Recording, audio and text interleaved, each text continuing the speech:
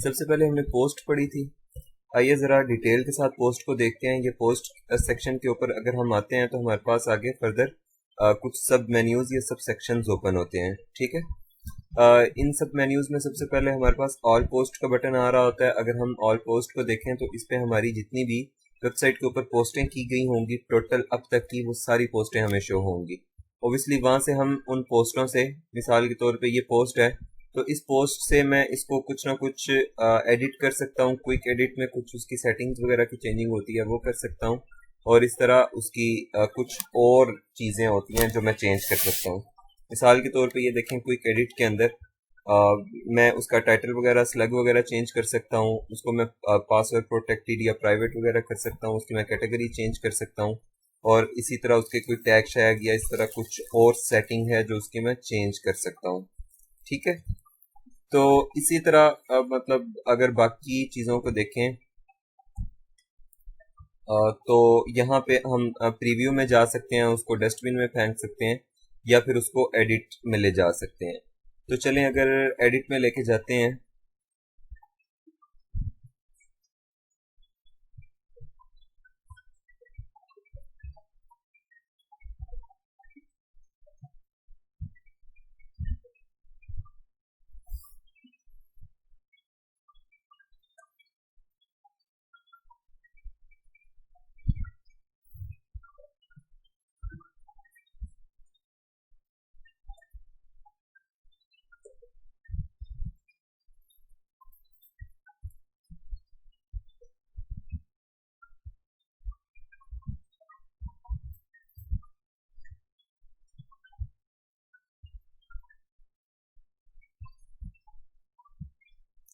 अच्छा, चलें ये पहले की हुई हैं, हम नहीं बनाते हैं।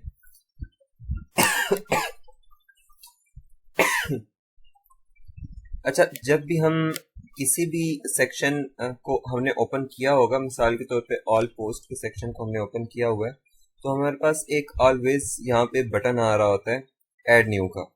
यानी कि आप इन पोस्टों से जब ऐड न्यू यहाँ पे इसके सब सेक्शन पे आ सकते हैं, तो ये ऑल पोस्ट का मैंने सेक्शन खोला हुआ है ना, तो यहाँ से भी ऐड न्यू मैं कर सकता हूँ। ठीक है। यहाँ से मैं ऐड न्यू पे जाता हूँ।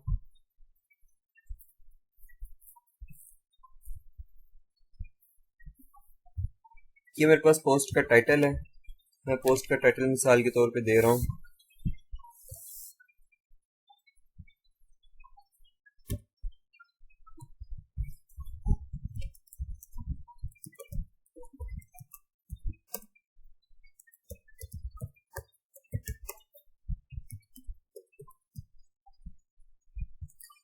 अच्छा, ये पोस्ट का टाइटल मैंने दे दिया। उसके बाद मैं नीचे डिस्क्रिप्शन की तरफ आता हूँ।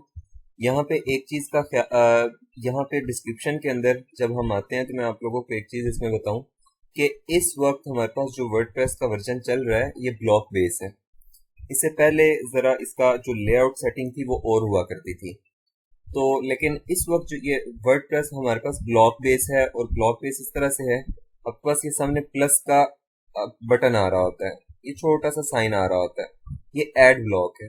ऐड ब्लॉक का मतलब है इस पे आप क्लिक करें आपको बहुत सारे ब्लॉक नजर आएंगे जो आप यूज कर सकते हैं। मिसाल के तौर पे यहाँ पे आपके पास पेज ब्रेक आ रहा है, पैराग्राफ आ रहा है, इमेज आ रहा है, लिस्ट आ रहा है, बटन्स आ रहा है, यूट्यूब आ रहा है। अब इसका क्या मतलब है, अगर पेज ब्रेक आप ये वाला ब्लॉक इंसर्ट करते हैं तो इस तरह का एक पेज ब्रेक लग जाएगा आपकी पोस्ट के अंदर।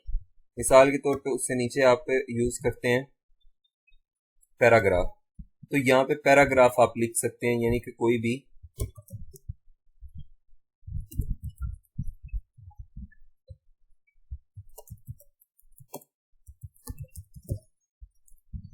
इस तरह से आप एक पैराग्राफ लिख सकते हैं यहाँ पे। ठीक है। उसके बाद अगर नीचे आए तो आप सिंपली जब एंटर करेंगे ना तो वो नए ब्लॉक के अंदर आ जाएगा। अच्छा, यहाँ पे आपके पास अगर देखें पैराग्राफ सेलेक्ट हुआ है तो आप यहाँ पे इमेज इंसर्ट कर सकते हैं, लिस्ट डाल सकते हैं, बटन्स लगा सकते हैं। बटन्स का मतलब क्या है, बटन्स मैं एक लगाता हूँ मिसाल के तौर पे।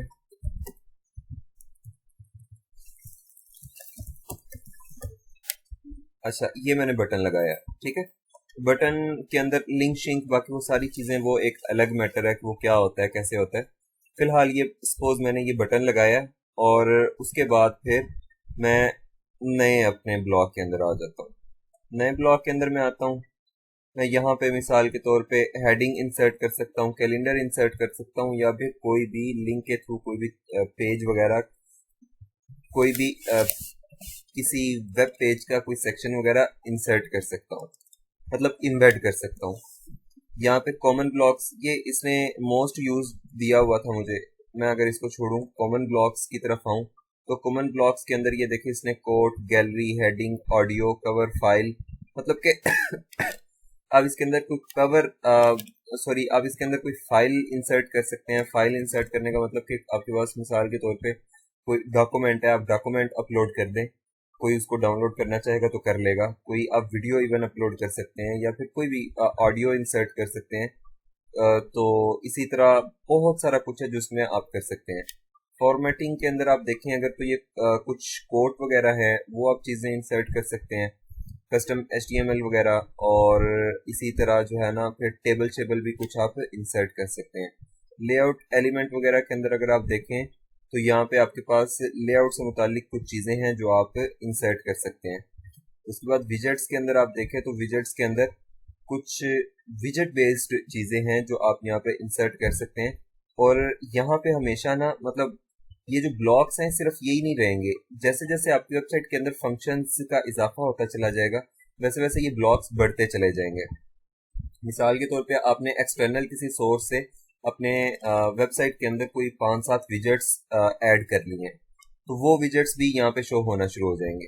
अच्छा, इम्बेड्स के अंदर अगर आप देखें तो वो यहाँ पे डिटेल के अंदर इम्बेड वाला पोर्शन आ रहा है कि आप अगर किसी स्पेसिफिकली यूट्यूब वीडियो को इम्बेड करना चाह रहे हैं, या वैसे जनरल कोई चीज़ इम्बेड करना चाह रहे हैं, फिर ट्विटर की कोई पोस्ट वगैरह, या कोई सेक्शन आप इम्बेड करना चाह रहे हैं, फेसबुक का कोई सेक्शन इम्बेड करना चाह रहे हैं, इंस्टाग्राम की कोई पोस्ट वगैरह या इस तरह कुछ इम्बेड करना चाह रहे हैं, वर्डप्रेस भी आपको पता है ब्लॉगिंग हो रही होती है वहाँ पे, तो वो आप इंसर्ट कोई ब्लॉग वगैरह करना चाह रहे हैं, साउंड क्लाउड का कोई सॉन्ग वगैरह इस तरह कुछ आप इम्बेड करना चाह रहे हैं, Spotify, Flickr, Vimeo, Animoto, cloud up, मतलब कोई भी बहुत सारे आपके पास पब्लिक प्लेटफॉर्म्स हैं, सोशल प्लेटफॉर्म्स हैं जिनकी आप कोई ना कोई चीज़ है वो इम्बेड कर सकते हैं।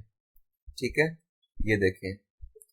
तो ओवरऑल ये है कि भाई आपके पास ये ब्लॉक बेस है, हमारे पास ये अल्लाह भला करे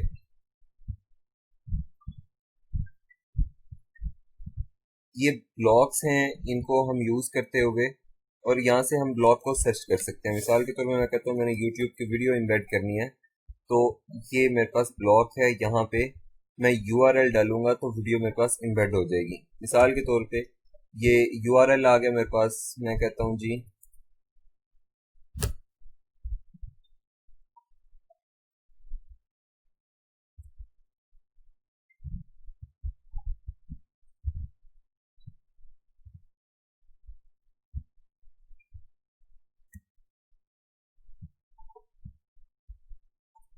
अच्छा, ये कोई मैंने एक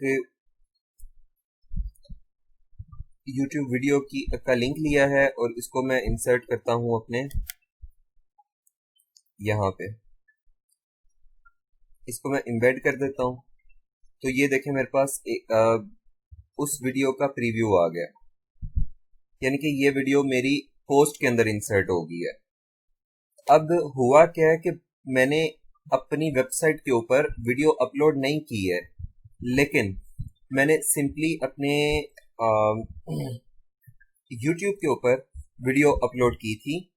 यानी कि जो भी मेरी अपनी अपलोड है या फिर किसी की अपलोड है वो मैंने अपने यूट्यूब पे अपलोड की थी, लेकिन अब यहाँ पे मैं इसको वॉच कर सकता हूँ। मैंने इसको इंसर्ट कर दिया पब्लिक के लिए अपनी वेबसाइट के ऊपर। ठीक है, तो ये इस तरह से बहुत सारे, मिसाल के तौर पे ये बटन है ना, इसके अंदर अगर आप कोई यहाँ पे लिंक कर देते हैं चीज़ को, लिंक जो भी आप दे देते हैं वही लिंक मिसाल के तौर पे आप यहाँ पे दे देते हैं, तो क्या होगा,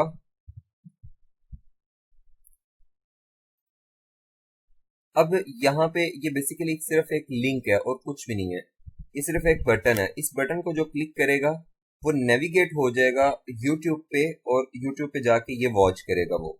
ठीक है, मतलब इसी वीडियो को मैंने बटन की फॉर्म में दे दिया और इसी वीडियो को मैंने यहाँ पे उसका प्रीव्यू के साथ उसको यहाँ पे मैंने इम्बेड कर दिया है। बात की समझ आई आप लोगों को? तो आप लोगों ने ओवरऑल ये हमारे पास एक पोस्ट की सेटिंग है। यहाँ पे इस पोस्ट के अंदर हम बहुत कुछ लगा सकते हैं। वो ब्लॉग पेज मैंने आपको दिखाया कि आप कितना कुछ इस पोस्ट के अंदर लगा सकते हैं। जी समझ आइए कुछ आप लोगों को? Yes sir. किसी को समझ ना आई हो? Yes sir.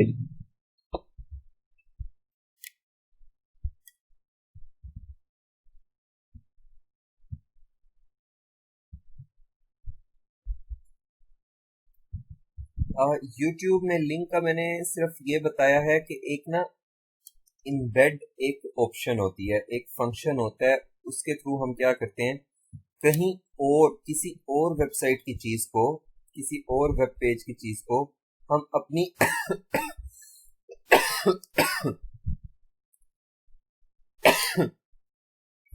एक मिनट वेट कीजिएगा।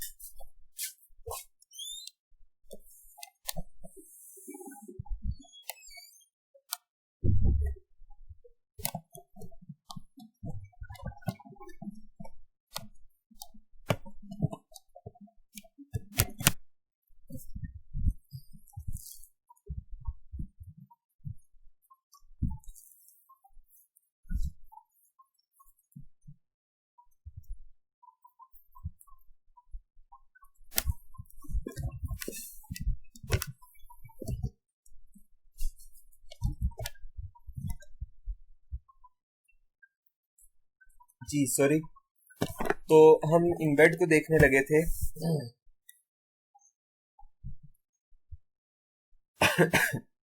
अगर इम्बेड की बात करें तो मैंने कहा कि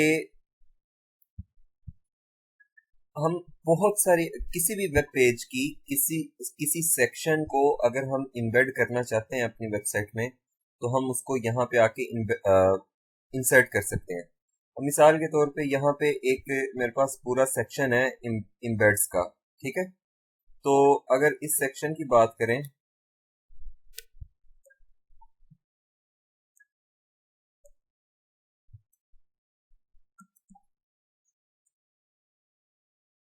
अगर इस सेक्शन की बात करें तो इसमें एक यूट्यूब भी है।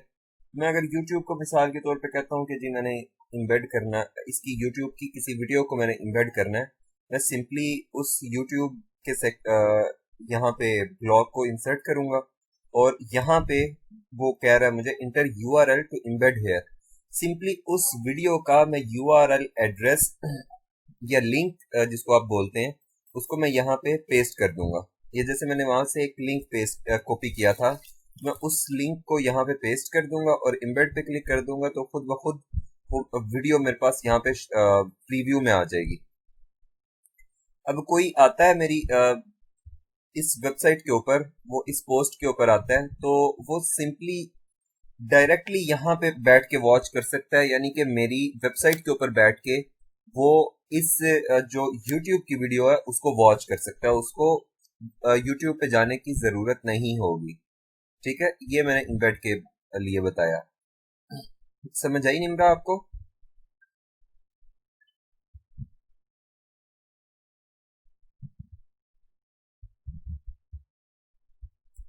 जी, मैं अभी पोस्ट पब्लिश करता हूँ तो आप लोगों को वो शो हो जाएगा।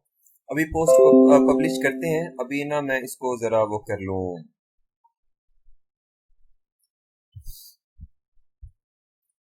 अच्छा, उसके बाद यहाँ पे राइट साइड बार पे आपके पास कुछ ऑप्शंस आ रही होती हैं। सबसे ऊपर ब्लॉक है, उसके साथ सबसे ऊपर डॉक्यूमेंट है, उसके साथ ब्लॉक है। इसका क्या मतलब है? अगर तो आपने कोई ब्लॉक सेलेक्ट किया हुआ है, मिसाल के तौर पे मैंने इस पे क्लिक किया है, ये मेरे पास पैराग्राफ ब्लॉक है, ठीक है। तो मेरे पास इस ब्लॉक की यहाँ पे सारी सेटिंग आ रही होगी। यानी कि होगा क्या, अगर मैं इस बटन के ऊपर क्लिक करता हूँ ना, तो इस बटन की मेरे पास यहाँ पे सारी सेटिंग आ रही होगी। ये देखें, इस बटन की सारी सेटिंग आ रही है। मिसाल के तौर पे इसका मैं कलर रेड कर देता हूँ तो ये रेड हो जाएगा।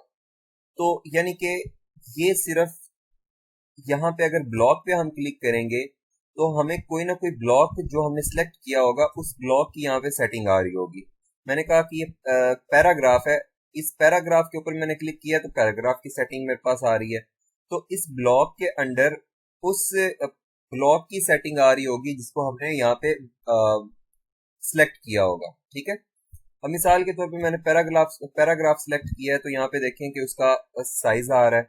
वो जो है ना, कह रहा है कि फर्स्ट लेटर जैसे वो कैपिटल हो जाता है। उसके बाद कलर सेटिंग आ रही है, टेक्स्ट कलर क्या रखना है। मिसाल के तौर पे टेक्स्ट कलर मैंने वाइट कर दिया, तकरीबन ग्रेश सा कर दिया। तो बैकग्राउंड कलर मैंने ब्लैक कर दिया। तो ये देखें, मेरे पास इस तरह से पैराग्राफ शो होना शुरू हो गया। तो अगर ये तो मेरे पास ब्लॉक की सेटिंग थी। अभी वो देखें, नो ब्लॉक सिलेक्टेड। अभी मैंने कोई ब्लॉक नहीं सिलेक्ट किया हुआ, इसलिए वो ऐसा आ रहा है। इसको मैं सिलेक्ट करूंगा, साथ ही इसकी सेटिंग यहाँ पे आना शुरू हो जाएगी। अगर मैं इस डॉक्यूमेंट के अंदर जाऊं तो यहाँ पे इस ओवरऑल पोस्ट या फिर जो भी आपने डॉक्यूमेंट ओपन किया होगा वो उस पूरे डॉक्यूमेंट के हवाले से सेटिंग आ रही होगी, ठीक है।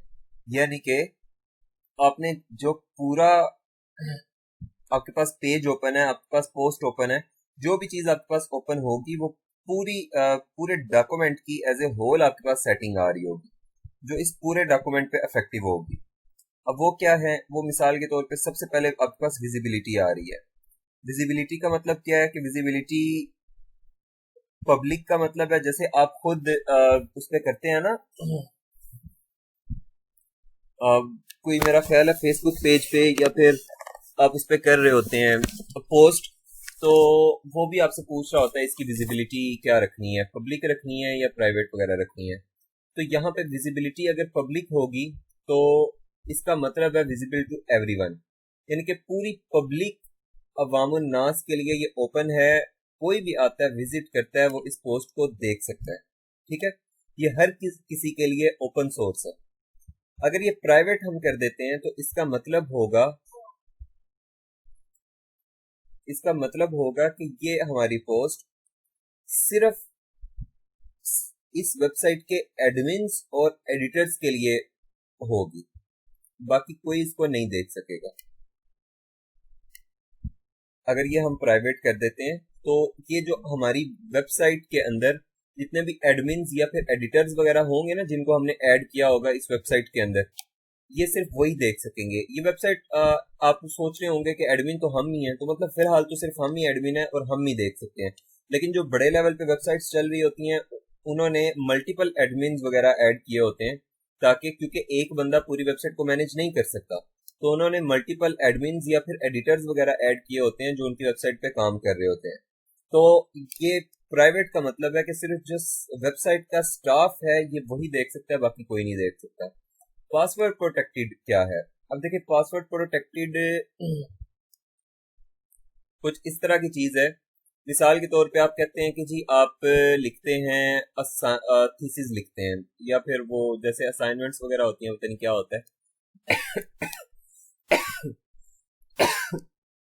अल्लामा इकबाल ओपन यूनिवर्सिटी से जो लोग कोई डिग्री करते हैं वो असाइनमेंट्स लिख के भेजते हैं ना, तो आप कहते हैं कि यार आप वो ना असाइनमेंट्स लिखते हैं और उनको ना अपलोड कर देते हैं अपनी इस वेबसाइट पे, ठीक है। तो या फिर इससे भी सादा मिसाल लेते हैं, हम कहते हैं कि यार आपके पास ना नॉवल हैं बहुत सारे, ठीक है, और आप उन नॉवेल्स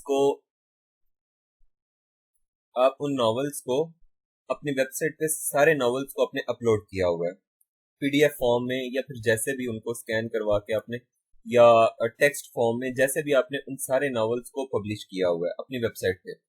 आपने एक एक पोस्ट बना के उसके अंदर एक एक नॉवेल इंसर्ट किया, और आपने, लेकिन उसमें मसला एक ये है कि आप वो नॉवेल क्योंकि आपने पैसों से खरीदे हैं और आपकी इतनी मेहनत लगी है उसको अपलोड करने में, तो आप कहते हैं कि यार पर नॉवल में 100 रुपीज चार्ज करता हूँ जो उसको पढ़ना चाहे, ठीक है। तो आप क्या करते हैं, आप उस नॉवल को पासवर्ड प्रोटेक्टेड कर देते हैं, और साथ आपने अपनी वेबसाइट पे अपना लिंक शिंक दिया हुआ है कि अगर कोई ये नॉवल पढ़ना चाहे तो मुझसे कांटेक्ट कर ले, मुझे 100 रुपी भेजे, मैं उसको नॉवल का पासवर्ड भेज दूंगा।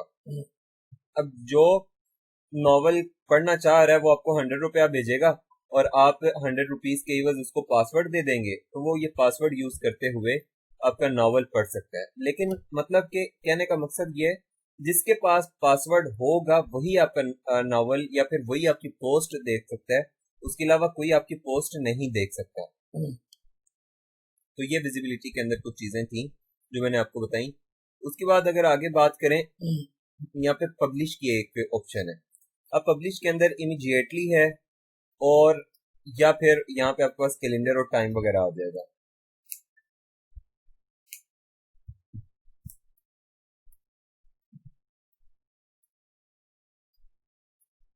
अच्छा, इसका मतलब क्या है? इसका मतलब ये है कि आप अपनी पोस्ट को इमीडिएटली पब्लिश करना चाहते हैं या शेड्यूल करना चाहते हैं।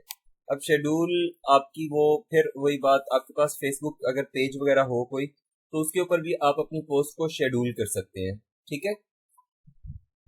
तो यहाँ पे शेड्यूल करने का मतलब क्या है, आपको मैं एक सादा सी मिसाल दूंगा। आपके बोर्ड का रिजल्ट आता है, मिसाल के तौर पे मैट्रिक का रिजल्ट आ रहा है 14 सितंबर को, तो आपको बताया जाता है कि जी 14 सितंबर को सुबह 10 बजे एग्जैक्ट आपका रिजल्ट अनाउंस हो जाएगा। अब क्या ख्याल है कि वो कोई बोर्ड का बंदा रिजल्ट अपने कंप्यूटर में लेके, कंप्यूटर पे उसने उंगली रखी होती है, माउस उसने पकड़ा होता है कि जैसे ही 10 बजेंगे मैंने क्लिक कर देना और पब्लिश हो जाएगा। यानी कि उसने सारा कुछ बना के ऐसे वो पोस्ट के अंदर उसको इंसर्ट करके, या जो भी उनका तरीका है उसको करके, तो अपडेट के ऊपर या पब्लिश के ऊपर वो अपना कर्सर रख के बैठा होता है, जैसे ही 10 बजने में इसको क्लिक कर देना है। क्या ख्याल है, ऐसा होता है वो, या कोई और चीज होती है? हम्म। सर वो भी मेरे ख्याल से ऐसे ही शेड्यूल करते हैं, मतलब बिल्कुल। जो एग्जैक्ट डेट होता है उनका। उन्होंने उन्होंने उन्होंने बिल्कुल अपनी जो टाइम है और डेट है उसको पहले से अपलोड करके उस टाइम और डेट को उन्होंने शेड्यूल किया होता है। तो क्या होता है, भले वो कंप्यूटर ऑफ भी होगा ना, तो वो जो चीज उन्होंने शेड्यूल की हुई है वो एग्जैक्ट अपने शेड्यूल के अकॉर्डिंग खुद ब खुद पोस्ट हो जाएगी, खुद ब खुद पब्लिश हो जाएगी।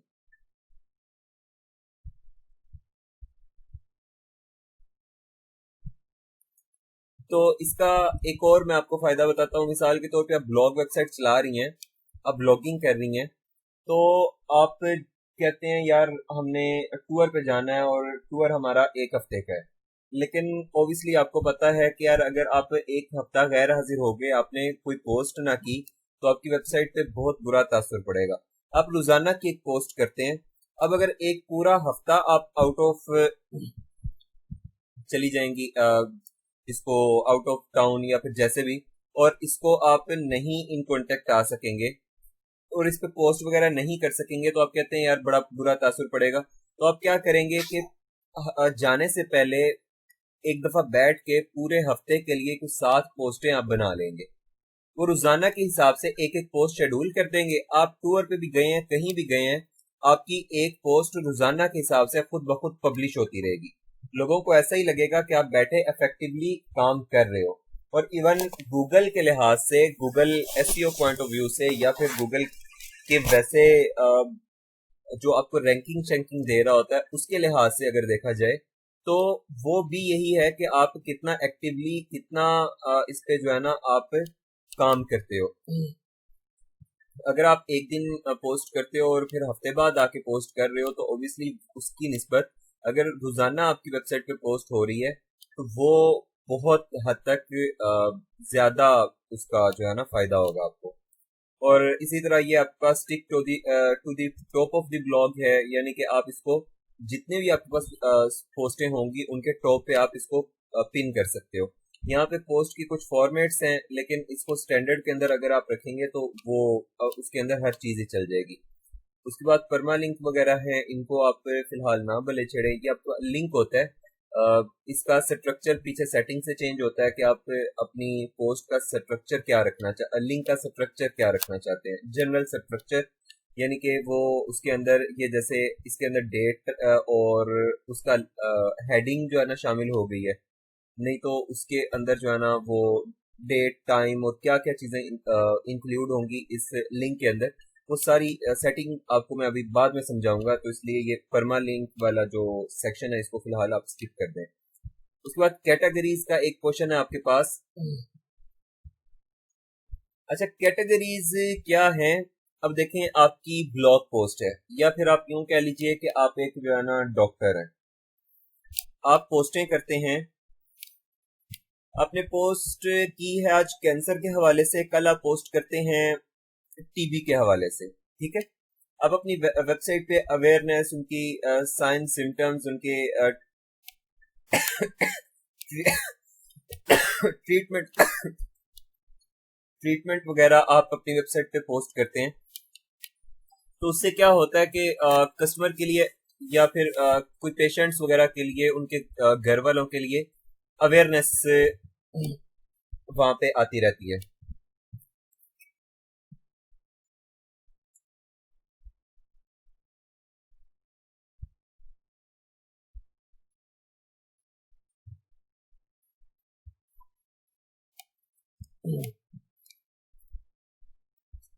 तो अगर आप कैटेगरीज बना लेते हैं अपनी वेबसाइट पे, मिसाल के तौर पे आप कहते हैं एक कैंसर की आपने कैटेगरी बना ली, एक आपने कैटेगरी बना ली टीबी की, एक आपने कैटेगरी बना ली कोविड-19 की, एक कैटेगरी आपने बना ली किसी और डिजीज की। तो जिस आपके विजिटर को आपकी वेबसाइट पे कोई विजिट कर रहा है, उसको जिस कैटेगरी के हवाले से रीड करना है वो उसी कैटेगरी पे आएगा। मिसाल के तौर पे उसको सिर्फ कैंसर के हवाले से पोस्टें पढ़नी है तो वो कैंसर की कैटेगरी पे आएगा और कैंसर के हवाले से सारी पोस्टें पढ़ेगा। मिसाल के तौर पे आप स्पोर्ट्स के ब्लॉगर हैं, ठीक है, या फिर आप जनरल न्यूज देते हैं अपनी वेबसाइट पे। ऐसा मानते हैं कि आप ना जनरल न्यूज देते हैं अपनी वेबसाइट पे, किसी भी हवाले से, वो कोई क्राइम के हवाले से हो सकता है, कोई वो अनाउंसमेंट गवर्नमेंट की हो सकती है, कोई वो पॉलिटिक्स के हवाले से कोई न्यूज हो सकती है, कोई वो स्पोर्ट्स के हवाले से न्यूज हो सकती है। तो आप क्या करेंगे, आप अपनी वेबसाइट के ऊपर कुछ सेक्शंस बना लेंगे, यानी कि क्राइम, पॉलिटिक्स, स्पोर्ट्स और इस तरह जो भी आपकी कैटेगरीज हों, आपकी न्यूज की कैटेगरीज हो सकती हैं, या इंटरनेशनल, ये भी एक कैटेगरी है। तो आप उन कैटेगरीज के हवाले से जब कोई भी पोस्ट करेंगे तो उसकी रेलेवेंट कैटेगरी को आप मार्क करेंगे इस तरह से और उसके अंदर पोस्ट करेंगे। अब मिसाल के तौर पे आप स्पोर्ट्स के हवाले से आपने एक कैटेगरी बनाई हुई है, लेकिन आपको ये भी पता है कि स्पोर्ट्स के अंदर क्रिकेट भी है, उसके अंदर हॉकी भी है, उसके अंदर बैडमिंटन भी है, उसके अंदर फुटबॉल भी है, यानी कि बहुत सारी स्पोर्ट्स होती हैं। तो अगर देखा जाए तो आप क्या कर सकते हैं, नई एक सब कैटेगरी बना सकते हैं। यहां से ऐड न्यू कैटेगरी आप करते हैं। वैसे मिसाल के तौर पे आप यहाँ पे कर रहे हैं क्रिकेट, आपने एक पहले से कैटेगरी ऐड की हुई है, उसका नाम है आपका स्पोर्ट्स। तो आप क्या करेंगे, इस क्रिकेट की पेरेंट कैटेगरी के अंदर वो स्पोर्ट्स को मार्क कर देंगे। उससे क्या होगा, या फिर हमने फुटबॉल नहीं ऐड किया हुआ, हम फुटबॉल ऐड कर लेते हैं, बाकी मैंने पहले से ऐड कर ली। अच्छा, ये देखें, अगर फुटबॉल मैंने एक नई कैटेगरी ऐड करनी है तो उसकी जो मैं पेरेंट कैटेगरी है वो मैं ऐड कर दूंगा स्पोर्ट्स को। तो क्या होगा, ये देखें, स्पोर्ट्स के अंडर उसके सब लेवल पे जाके एक फुटबॉल की कैटेगरी ऐड हो गई है। ठीक है। अब अगर बात की जाए, क्रिकेट भी एक सब कैटेगरी के तौर पे ऐड है स्पोर्ट्स के अंदर। अगर बात की जाए ये ओडीआई T20 की, तो क्या हो रहा है, ये स्पोर्ट्स के अंडर जैसे फुटबॉल और क्रिकेट सब कैटेगरीज हैं, इसी तरह क्रिकेट के अंडर आगे फिर ओडीआई और T20 फिर सब सब कैटेगरीज है। अब अगर ये इंटरनेशनल T20 और लोकल T20 इन दो चीजों की बात की जाए, तो ये T20 के अंडर फिर आगे सब सब सब कैटेगरीज है। यानी कि सबसे जो पेरेंट कैटेगरी है वो ये है, उसके बाद उसकी चाइल्ड कैटेगरीज ये हैं, और फिर ये आगे फर्दर क्रिकेट की चाइल्ड कैटेगरीज हैं ओडीआई और T20, और फिर इस T20 क्रिकेट की आगे फर्दर चाइल्ड कैटेगरीज हैं इंटरनेशनल T20 और लोकल T20। यानी कि कहने का मकसद ये है कि भाई आप अपनी इस तरह से कैटेगराइज करके अपने कंटेंट को क्लासिफाइड करते हो, ताकि आपका जो कंज्यूमर है या फिर आपका जो विजिटर है आपकी वेबसाइट के ऊपर, वो बड़ी आसानी से अपने जो पढ़ना चाह रहा है आपकी वेबसाइट के ऊपर, जो कंटेंट वो एक्सप्लोर करना चाह रहा है, सिर्फ वही कंटेंट वो आपकी वेबसाइट के ऊपर आके रीड कर सके। ठीक है जी, ये कैटेगरीज की समझ आई आप लोगों को। और मैंने नीचे ये भी बता दिया साथ कि ये कैटेगरीज कहाँ से ऐड होती हैं।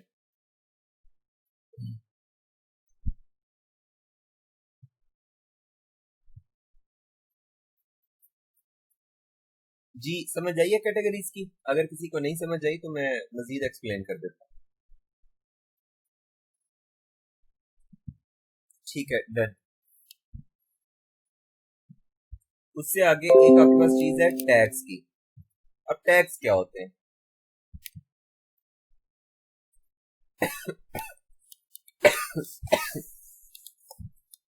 अच्छा, टैग्स क्या होते हैं आप?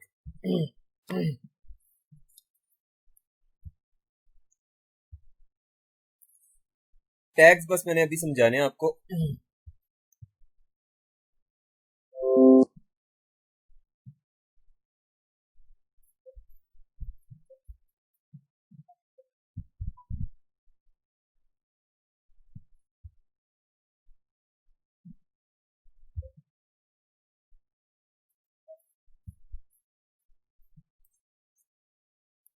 जी कोई सजेस्ट करे टैग क्या होते हैं, कोई आइडिया दे।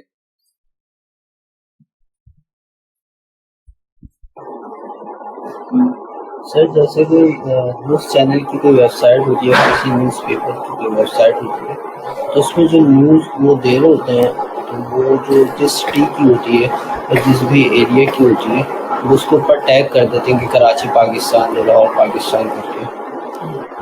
जी मैं आपको, बिल्कुल आपने सही कहा है। आप बसीर ने एग्जैक्टली बिल्कुल ठीक कहा, या फिर निमरा ने भी बिल्कुल ठीक कहा। नहीं सर जैनब, जैसे आपने ये टैग वो नहीं है जो आप समझ रही हैं, ये टैग और है। सर जैसे आपने YouTube का लिंक डाल दिया, तो सर ये भी तो टैग ही हुआ कि आपने वो वीडियो को टैग किया वहाँ। नहीं ये वो टैग नहीं है, वो टैग और है। मतलब वो आप समझ लें इंसर्ट कर रहे हैं किसी लिंक को, वो और चीज है। अच्छा,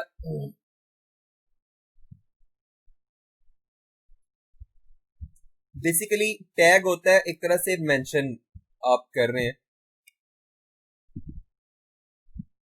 अब मेंशन आप किस तरह से कर रहे हैं, देखिए मिसाल के तौर पे, अच्छा आपके पास इंस्टाग्राम, आप में से अक्सर लोग इस्तेमाल करते होंगे, तो इंस्टाग्राम पे आप लोगों ने देखा होगा कि कोई भी आपके पास नई पोस्ट आती है, तो उस पे नीचे बहुत सारे टैग्स इस्तेमाल किए होते हैं। मिसाल के तौर पे वो कोई ऐसी पोस्ट आई है कि कोई क्राइम हुआ है, तो उस पे शायद टैग इस्तेमाल किया होगा किसी ने। मिसाल के तौर पे किसी गरीब के साथ कोई बुरा सलूक हुआ है, किसी पुलिस वाले ने किया है, तो शायद उसके ऊपर टैग किसी ने इस्तेमाल किया, और रियासत मदीना, मतलब तंज टॉन्ट करने के लिए रियासत मदीना का टैग भी उसने इस्तेमाल किया हो। उसके अंदर फिर जो है ना पुलिस गर्दी, इस तरह की भी कोई उसने शायद साथ टैग इस्तेमाल किया हो, या फिर मतलब मल्टीपल टैग्स ओ उसने। सर, सर मुझे समझ आई। जैसे हम यूट्यूब पे जैसे यूट्यूब वीडियो होती है, तो उसके नीचे भी काफी सारे बिल्कुल कीवर्ड्स काफी वो सारे टैग लगे कीवर्ड्स होते हैं। उन्होंने टैग्स ऐड किए होते हैं। उसका मकसद आगे ये होता चलो। है, उसका मकसद ये होता है कि आपकी जो वो पोस्ट है उसके अंदर वो कीवर्ड ऐड हो जाए, ताकि अगर उस कीवर्ड के अगेंस्ट आपका कोई सर्च करता है, या वो कीवर्ड कोई सर्च करता है आपकी वेबसाइट के ऊपर आके, तो आपकी ये पोस्ट उसके सामने विजिबल हो जाए। अब मैं टैग की आपको मिसाल देता हूँ। आप क्या कर रहे हैं, आपने एक पोस्ट लगाई है और उसके अंदर आपने लगाया है कि जी आपने एक पाकिस्तान और इंडिया का मैच हो रहा है, और मिसाल के तौर पे वो कोई वर्ल्ड का फाइनल है, मिसाल दे रहा हूँ, वो कोई वर्ल्ड का फाइनल है, और उसके अंदर क्या हो रहा है कि जी पाकिस्तान की तरफ से शाहिद अफरीदी कैप्टन है। तो टैग्स के अंदर क्या टैग्स इस्तेमाल होंगे, टैग के अंदर टैग्स इस्तेमाल हो रहे होंगे मिसाल के तौर पे पाक वर्सेस इंडिया, राइवल्स या बिग राइवल्स, या फिर अच्छा पाक VSIND, इस तरह भी टैग इस्तेमाल हो रहा होगा। और आप शायद इस तरह भी साथ इस्तेमाल कर रहे हो पाकिस्तान वर्सेस इंडिया, जैसे ये इस तरह से पाक वर्सेस इंड, शायद इस तरह भी आप ऐड कर रहे हो, और पाकिस्तान वर्सेस इंडिया आप ये भी ऐड कर रहे हो। फिर पाकिस्तान की तरफ से शाहिद अफरीदी, क्योंकि वो लीड कर रहा है तो शाहिद अफरीदी का टैग आप इस्तेमाल कर रहे होंगे। फिर आप मिसाल के तौर पे उनकी तरफ से विराट कोहली उनको लीड कर रहा है, तो विराट कोहली को आप ऐड कर रहे होंगे। फिर मिसाल के तौर पे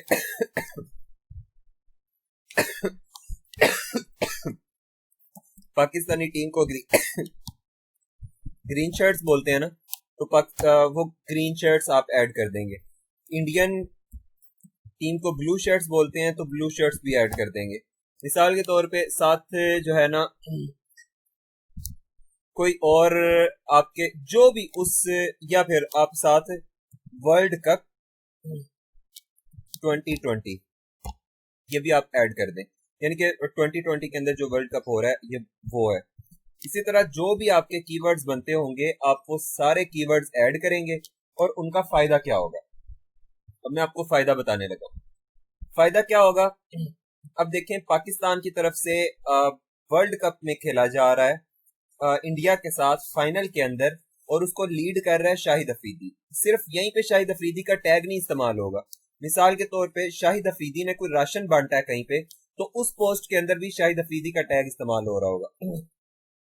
शाहिद अफरीदी ने कोई कश्मीर के ऊपर स्टेटमेंट दी है, तो उस पोस्ट के अंदर भी शाहिद अफरीदी का टैग इस्तेमाल हो रहा होगा।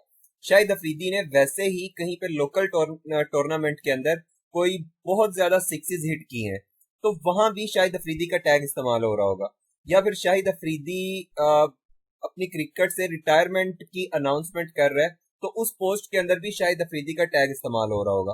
तो होगा क्या, जब ये सारे टैग इस्तेमाल हो जाएंगे, अगर कोई स्पेसिफिकली शाहिद अफरीदी के टैग पे क्लिक करता है, तो जितनी भी पोस्टों के अंदर शाहिद अफरीदी का टैग इस्तेमाल हुआ होगा वो सारी पोस्टें उसके सामने विजिबल हो जाएंगी, भले वो कोई उसकी रिटायरमेंट के हवाले से हो, भले वो कोई उसके सिक्सेस के हवाले से हो, भले उसके कोई जो है ना वो कश्मीर के ऊपर स्टेटमेंट के हवाले से हो, भले वो कोई उसकी पॉलिटिकल स्टेटमेंट के हवाले से हो, भले वो कोई उसकी कैप्टनसी के हवाले से पोस्ट हो जिसके अंदर वो कैप्टन था। तो उस यानी कि जो कंज्यूमर है, जो विजिटर है, वो सिर्फ शाहिद अफरीदी को पढ़ना चाह रहा है, शाहिद अफरीदी से रिलेटेड पोस्टें पढ़ना चाह रहा है, तो वो सिर्फ शाहिद अफरीदी के टैग को क्लिक करेगा, तो उसके सामने सारी शाहिद अफरीदी की पोस्टें आ जाएंगी। अब ये टैग और कैटेगरी थोड़ी सी डिफरेंट है। टैग ये है कि आपके जितने भी रेलेवेंट कीवर्ड्स होंगे ना, सारे आपने ऐड कर देने हैं। एक मिसाल के तौर पे इस जो है ना यही शाहिद अफरीदी जो है ना वो ऐड कहीं पे कोई पॉलिटिकल भले स्टेटमेंट है उसकी, तो पॉलिटिक्स के कैटेगरी के साथ आ रहा होगा, लेकिन वो क्योंकि शाहिद अफरीदी की तरफ से स्टेटमेंट है तो इसलिए उसमें टैग शाहिद अफरीदी का लग रहा है। भले वो कोई पाकिस्तान और इंडिया के साथ आपस में कोई उनका मैच हो रहा है, तो वो क्रिकेट के अंदर उसकी न्यूज आ रही होगी, लेकिन उसको उसके अंदर क्योंकि शायद अफरीदी भी खेल रहा है तो इसलिए फिर भी शायद अफरीदी का उसके अंदर टैग आ रहा होगा। तो यानी कि इस तरह से बहुत सारे आप लोग रेलेवेंट कीवर्ड्स ऐड करके उस पोस्ट के हवाले से जो भी उसकी मेजर हाइलाइट्स हैं वो आप टैग्स के अंदर ऐड कर लेते हैं। और टैग्स के ना सिर्फ आपकी इन इनर वेबसाइट के अंदर रहते हुए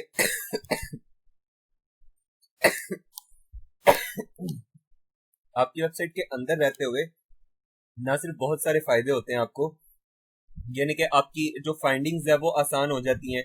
कंज्यूमर अगर आपके कोई कंटेंट सर्च करना चाह रहा है आपकी वेबसाइट के अंदर, उसके लिए ना सिर्फ वो आसान हो जाता है बल्कि उसके लिए और बहुत सारी आसानियां हो जाती हैं। बल्कि सॉरी, आपकी वेबसाइट के लिए और बहुत सारे फायदे होते हैं। जैसे गूगल पे एसईओ पॉइंट ऑफ व्यू से ये एक बहुत जो है ना मेजर पॉइंट है, ठीक है। तो इस तरह से आपकी जो है ना वो ओवरऑल आपकी कीवर्ड्स वगैरह आप अपने टैग के अंदर ऐड कर रहे होते हैं। जी, टैग्स की समझ आइए।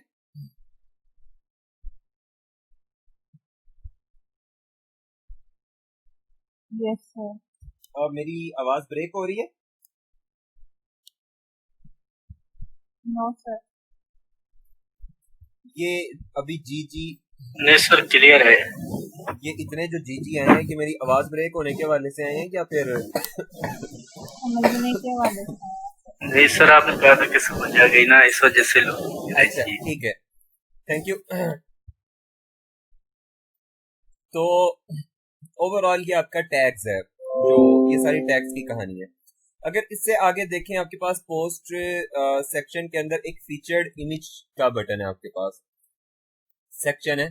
अगर इसको देखें तो ये आपके पास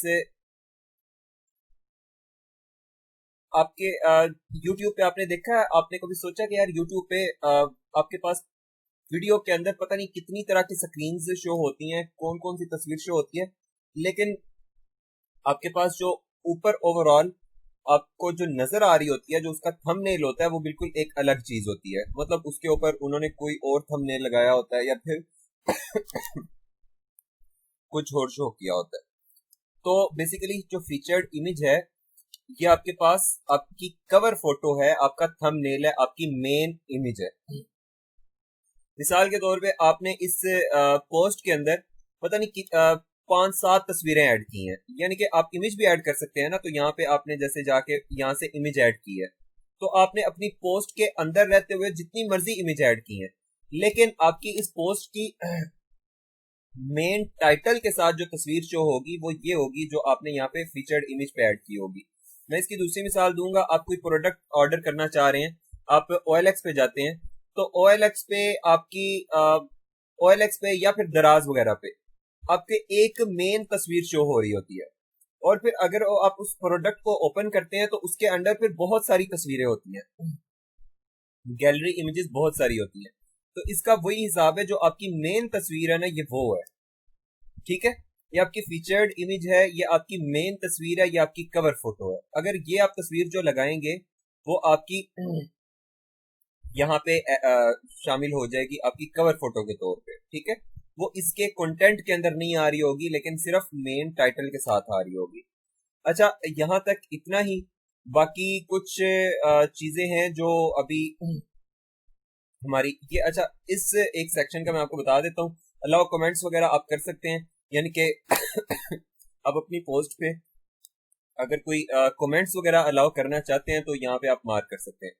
बाकी चीजें मैं इंशाल्लाह आपको फिर गाइड करूंगा। मेरा जो है ना वो चेस्ट में पेन शुरू हो गई है, पता नहीं क्यों सुबह से इतनी कफ आ रही है। तो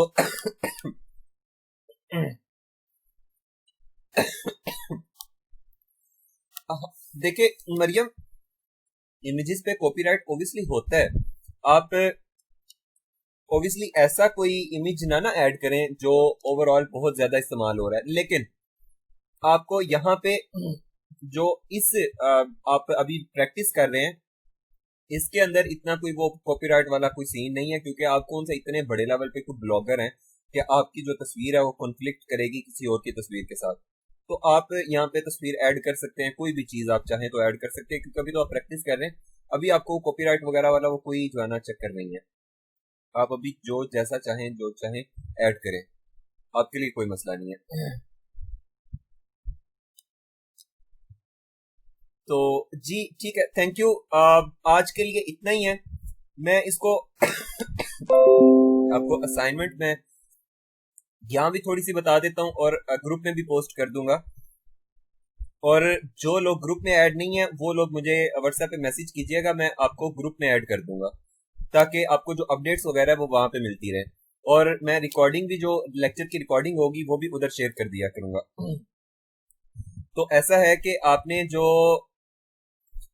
असाइनमेंट बनानी है उसमें आपने कम से कम 3 कैटेगरीज बनानी है।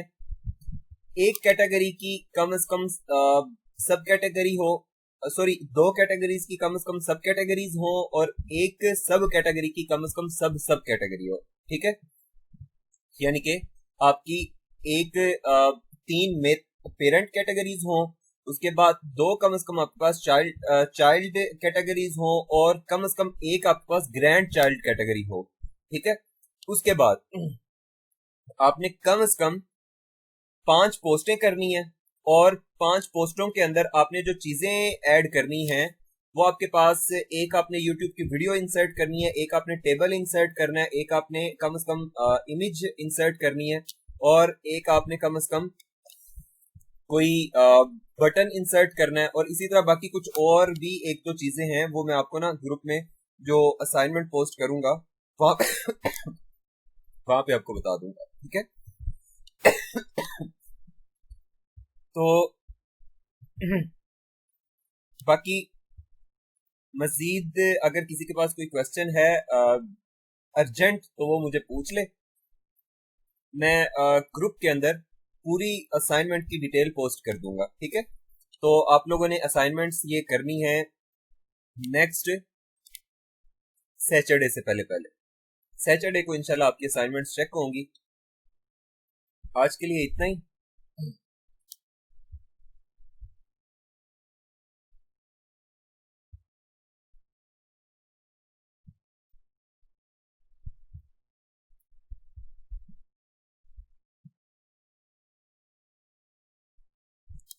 अच्छा, कॉपीराइट फ्री इमेजेस के ना बहुत सारे सोर्सेज है। अनस्प्लैश मुझे एक अच्छा सोर्स लगता है, उसके ऊपर बहुत एचडी पिक्चर्स पड़ी होती हैं और आप उनको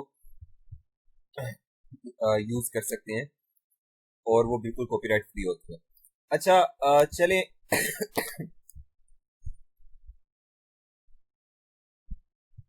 चलें ठीक है, आपके लिए अल्लाह हाफिज। बाकी अगर किसी के पास कोई क्वेश्चन होगा तो ग्रुप में कर लेना, इंशाल्लाह उसको आंसर कर दूंगा, ठीक है। सॉरी मैं अल्लाह जरा थोड़ा हाफ़िज़। सा अनकंफर्टेबल फील कर रहा हूँ, तो इसलिए आज इसको जल्दी वाइंड अप करते हैं। अल्लाह हाफिज। कोई बात नहीं। अल्लाह हाफ़िज़।